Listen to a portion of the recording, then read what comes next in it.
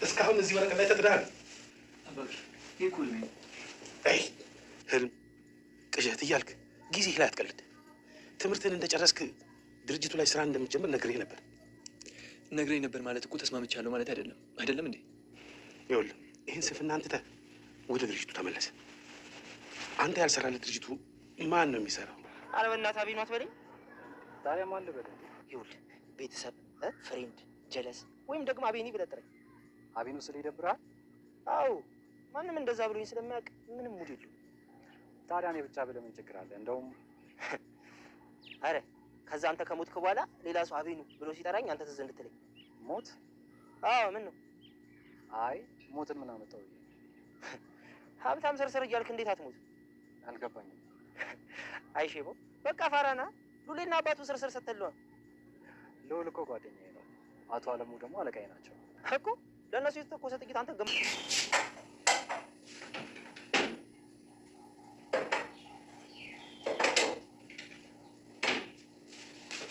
እንዴት አባቷ ነው የምታምረው? በማለት ማነች?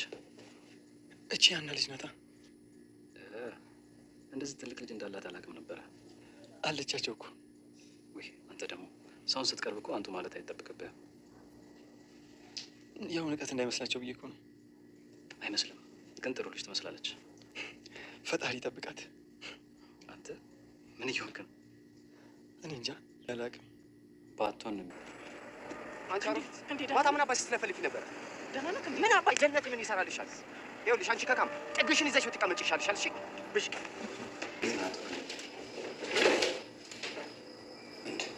ምንድን ነው እንዲህ የምትገላምጠኝ? ወይስ በጠዋት መጋኛ መጣ? ኧረ አልመታኝም። ችግር አለ አቶ ማርቆስ? አይ የለም። እኔ እኮ በጣም የሚገርመኝ እንዳንተ አይነት ወጣት ሰዎችን እንዴት ማርቆስ ተብሎ ይጠራሉ? ስሜ እንኳን የወጣልኝ በወጣትነቴ ሳይሆን ልጅ እያለሁ ነው። ግን ስሜ ከረዘመብህ ማርክ እያልክ ጥራኝ።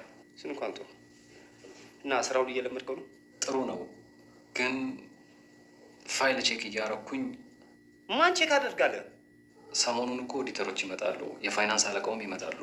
ይኸውልህ አንተ እዚህ ድርጅት ውስጥ ለምን እንደገባህ ታውቃለህ? ማለት ይኸውልህ አንተ እዚህ ድርጅት ውስጥ የገባው ከአንተ በፊት እዚህ ወንበር ላይ ተቀምጦ የነበረውን ስላባረርኩት። ስለዚህ ጸባዩን አሳምረህ።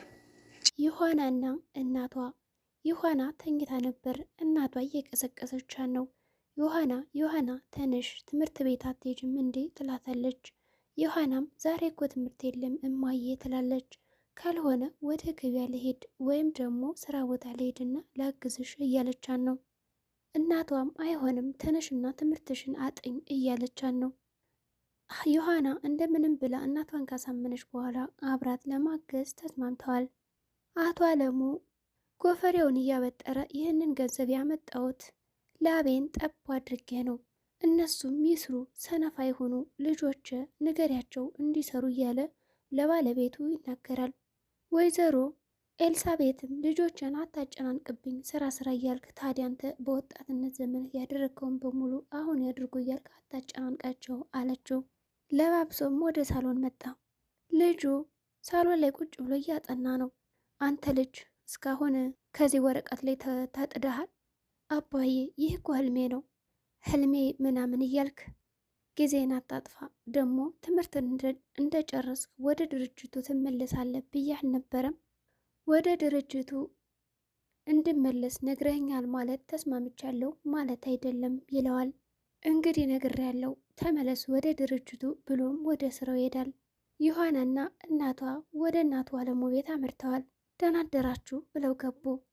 ልዑል አያትና ዋው ይላል። እናቷም ሰላም ካለች በኋላ ተሎ ብላ ወደ ስራዋ ገባች። ዮሐና ወደ ኋላ ቀረችና እናቷም ዮሐና እያለች መጣራት ጀመረች።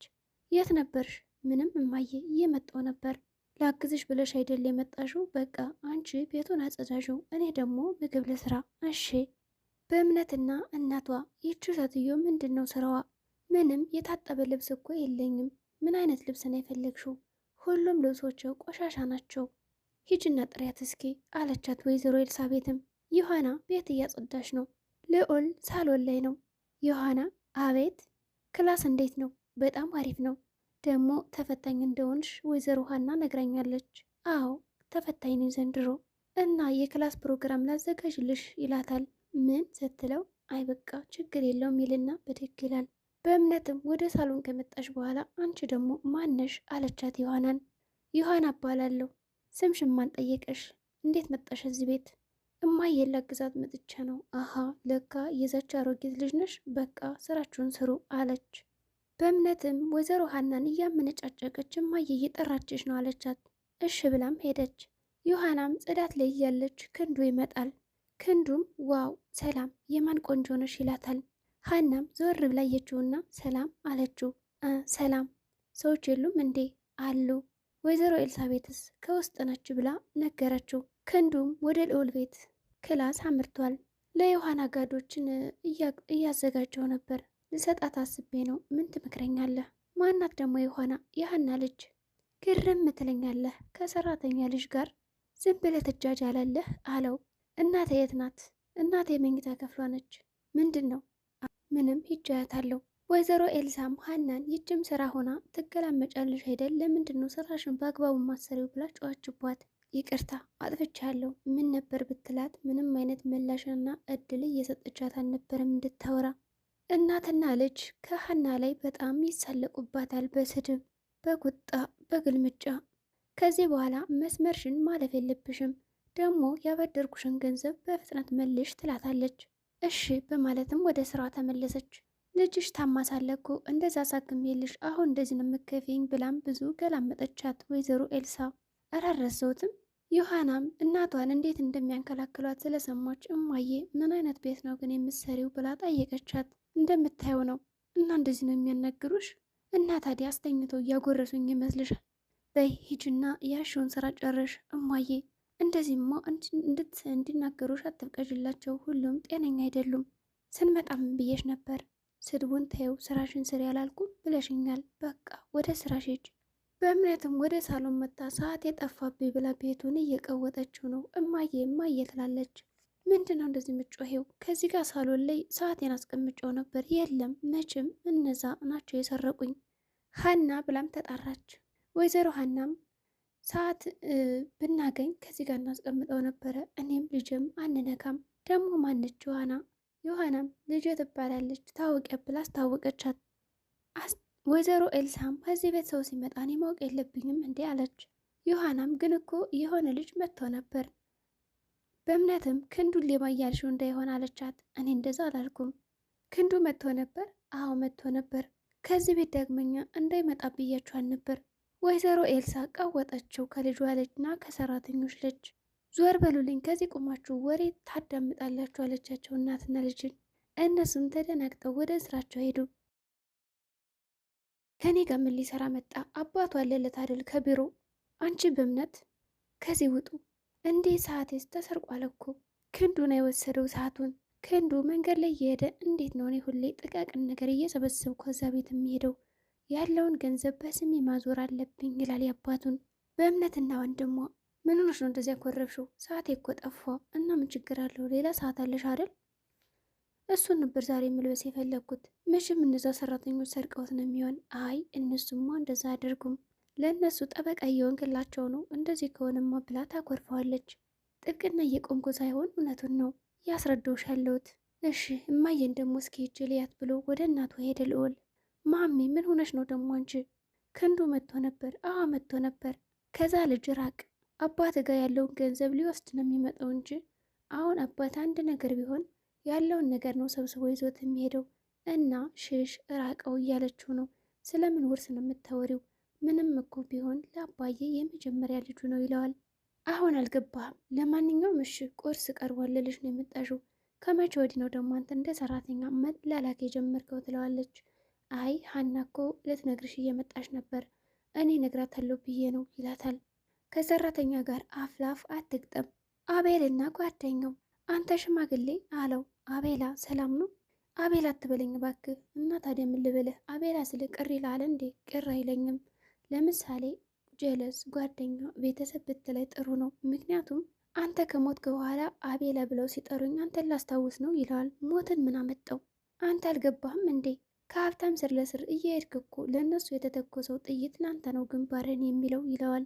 ጓደኛው ተወዛገበና እንዴ አቶ አለሙ እኮ አለቃዬ ናቸው፣ ልዑል ደግሞ ጓደኛዬ ነው ይለዋል።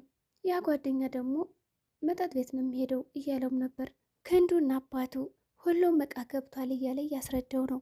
ልዑልን በአባቱ ፊት ጥላቻ እንዲያድርበትና ያልተፈጸመ ነገር እየነገረው ነው። ልዑልን እህቶችን እየሄድክ እያቸው ይላል አባቱም። ሂጄ ነበር ግን ያ ጓደኛው ራሱ ጥሩ ሰው አይደለም፣ በዛ ላይ ደግሞ ትምህርቱንም አልጨረሰም፣ ሌላ ነገር ነው የሚያስበው እያለ ነገሩን ያቀጣጥለዋል። እሱ ማኔጅ እየተማረ ነው። ታዲያ እኔ ለሱ ብዬ አይደል እንዴ እንደዚህ የምለፈው ይላል አባቱም። ጓደኛው ጥሩ ካልሆነማ ማራቅ ነው።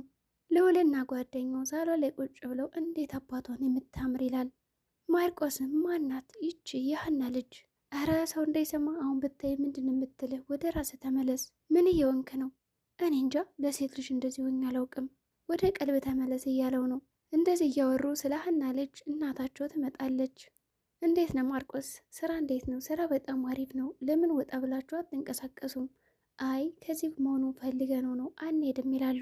ባለቤቴ እኮ ለስራ ያለው ነገር በጣም ከባድ ነው፣ ቻሉት፣ በአንዴ ስሩ ነው የሚላችሁ እያለቻቸው ነው። አይ ችግር የለም በቃ እዚሁን በላ እንምሳ ብለውም ቁጭ አሉ። ከቤት ከወጡ በኋላ ልዑልና ማርቆስ እና እንዴት ናት ልጅቷ ጋር ያለ ነገር ብሎ ጠየቀው። ማን? ዮሐናን ነው። ዮሐና እንደ ሌሎቹ ሴቶች አይደለችም፣ እንደ ቤተሰብ ነው የምናያት እና ለጥቅም ብዬ አልቀርባትም ነው። ለምሳሌ ከአንተ ጋር ባትሆን ነገ ከሌላ ሰው ጋር መሆኑ አይቀርም። ልጅቷ 18 ዓመት ሞልቷታል ይላል።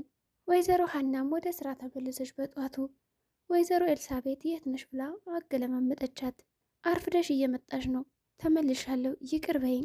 ቢሆንም ስራውን ጥንቅቅ አድርገሽ መስራት አለብሽ። ደግሞ እያነከሽ ነው። በሰላም ነው? አይ ደህና ነኝ። ልጅሽስ? ልጄ ስራ ይዛለች፣ ከገበያ ነች። ጥሩ በቃ እንግዲያውስ ይህን ብር ያዥና ታከመሽ ነይ። እራት ልስራና ከዛ ሄዳለሁ። እራትም አልሰራሽም አለቻት። እንደምንም ሰርተሽ ወደ ሐኪም ቤት ሂጅ ብላ ገንዘብ ሰጥታታለች። በእምነትም ወደ ሀና ሄደችና ማሰቃየቱን ቀጠለች። አንቺ ሴትዮ ቁርስ ለምንድን ነው አብዝተሽ የሰጠሽኝ? ከተረፈ በኋላ የኔን ትራፊ ልትለቃቅሚ ነው አለቻት። ሀናም በልቧ አይ ልጅ መሆን እኔ ከፈለኩ በእጅ አይደለም አለች። እያየቻት ነበር። ምንድን ነው የምታፈጭብኝ ብላ ጮኸችባት። አይ እንድትበብዬ እኮ ነው፣ በቀጣይ አስተካክላለሁ አለቻት። ማርቆስ ወደ ስራ ቦታ ከሄደ በኋላ ፋይሎችንና ስራዎችን እየመረመረ ነው። የሁሉ ገንዘብ በአቶ አለሙ ፊርማ ወዴት ወጥቶ ወዴት ገባ ይላል። ክንዱ መጣና በሰላም ነው እንዴት ነው ይለዋል። እኔ ግርም የሚለኝ ለምንድን ነው ማርክ ያሉህ? ስሜ ማርቆስ ነው ግን ማርክ እያልክ ጥራኝ። ምን ሆነ ነው? መገኛ መታ እንዴ በጠዋቱ? አይ ከዚህ ፋይል እየፈተሽኩ ነበረ። ትሰማኛለህ? አትበርብር። ከአንተ ከዚህ ስራ የመጣው ከዚህ በፊት የነበሩ ሰራተኞች ተባረው ነው። አንተም አርፈህ ስራህን ስራ ይለዋል። አልገባኝም። ልዑልና አባቱ ተመርቀሃል አልተባለም? አባት ሲገባ አባትን ቸላ ማለት ምን አስፈለገ? እረ አባዬ ቸላ አላልኩም፣ እዚህ ጋር ስራ ይዤ ስለነበር ነው። ከሰዓት ክንዱ የሚያመጣው ቃለ ሄድና አግዘው፣ ደግሞ ወደ ድርጅቱ ተመለስ። ዮሐናና እናቷ እኔ ራት ሰርቼ እመጣለሁ፣ አንቺ ቁጭ በይና ከዚህ አጥኝ ትላታለች። ገበያ ለሄድ እንዳትሄጅ፣ ላግዝሽ እንዳትሄጅ። እሺ ብላም ሀናም ማጥናቷን ጀመረች። በእምነት ተኝታለች። እናቷ መጣችና በሰላም ነው? ዛሬ እኮ ተኝተሽ ልትውይ ነው ትላታለች። ገንዘብ ልስጥሽና ከጓደኞችሽ ጋር ወጣ ብለሽ ነይ። አልፈልግም አለቻት። እናቷም ወጣች። ዮሐና ወደ ገበያ እየሄደች ነው። ማርቆስ አገኛት። ዮሐና ይላታል። ቆንጆ ነሽ የተባለውም እውነት ነው ለካ። ማን ነበር እንደዛ አለው? አይ ማንም። ወዴት እየሄድሽ ነው? ወደ ገበያ፣ አብረን እንሂድ። ወንድ ላጤ አይደለው ይላታል። በእምነትና ልዑል ተዘጋጀህም እንዴ? ወዴት? እማዬ እኮ ከልዑል ጋር ሄዳችሁ ዘና ብላችሁ ነው ብላኝ ነበር። እማዬ ላንቺ ነገረችሽ እንጂ ለእኔ አልተነገረኝም። ይህ ማለት ደግሞ አብሬሽ አልሄድም ማለት አይደለም። አሁንም ቢሆን ተዘጋጅቼ ሄዳለሁ ይላታል። እሺ ሄዳለሁ። በእምነትና ሀና ቁርስ ለምንድን ነው ትንሽ ያቀረብሽልኝ ብላ ገላመጠቻት። አሁንም ባለፈው እኮ እንዳልሽኝ ነው። ያ ባለፈው ነው፣ አሁን ሌላ ቀን ነው። እሱስ ልክ ነሽ። እሺ ችግር የለውም ማስተካከላለሁ። ከዚህ በኋላ ያለኔ ፈቃድ ምንም ነገር እንዳትሰሪ እሺ። እራት ምን ልስራልሽ? አላውቅም፣ በኋላ አስቤ እነግርሻለሁ። እኔ እዚህ አላድር ነገር የሆነ ነገር ንገሪኝና ሰርቼልሽ ልሄድ። በጣም እያሰቀየቻት ነው። አቶ አለሙና ኤልሳ ልጅሽ እኮ ሰነፍ ሆነ፣ ለምንድን ነው የምታሰንፊው? ስራ እንዲሰራ ገፋፊው ይላታል። ማንን ነው? ልዑል ነው። ልጆች በጣም ጎበዝ ናቸው። ታዲያ እንደ ማንኛውም ተራ ደሃ ሰራተኛ እንደዛ የሆኑ እንዴ? አታጨናንቃቸው ልጆችን እያለችው ነው። ክንዱም ዮሐናን ገበያ ውስጥ ያገኛታል። ዛሬ አንቺ ነሽ ተረኛዋ፣ ምን ፈለክ? እኔ በፍቅር ካላገኘው በግድ እናያለን፣ በጉልበት እናያለን፣ ጠብቂ ብሎ ዝቶባት ይሄዳል። ሰላም ጤና ይስጥልኝ የቻናሌ ቤተሰቦች